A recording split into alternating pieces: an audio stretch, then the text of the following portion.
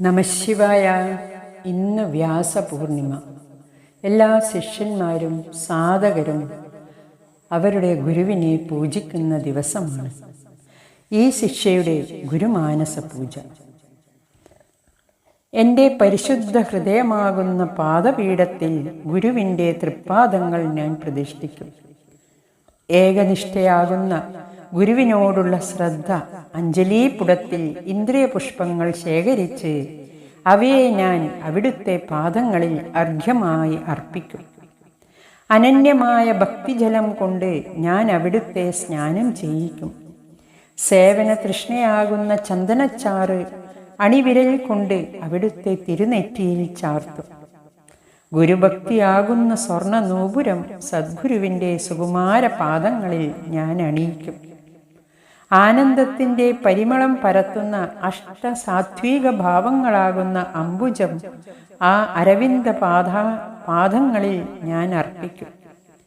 അവിടുത്തെ മുന്നിൽ ഞാൻ അഹംഭാവത്തിൻ്റെ ധൂപം കത്തിക്കുകയും നിരഭിമാന ബോധത്തിൻ്റെ ദീപം ഒഴിയുകയും ചെയ്യും.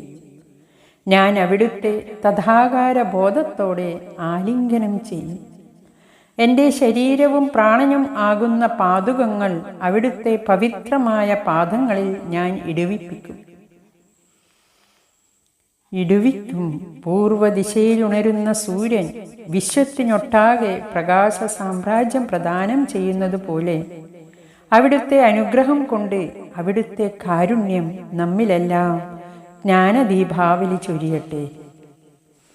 അനന്ത സംസാര സമുദ്രതാരാ നൗകായുധാഭ്യാം ഗുരുഭക്തിതാഭ്യാം വൈരാഗ്യ സാമ്രാജ്യദ പൂജനാഭ്യാം നമോ നമഃ ശ്രീ ഗുരുപാദുകാഭ്യാം നമോ നമഃ ശ്രീ ഗുരുപാദുകാഭ്യാം നമോ നമഃ ശ്രീ ഗുരുപാദുകാഭ്യാം.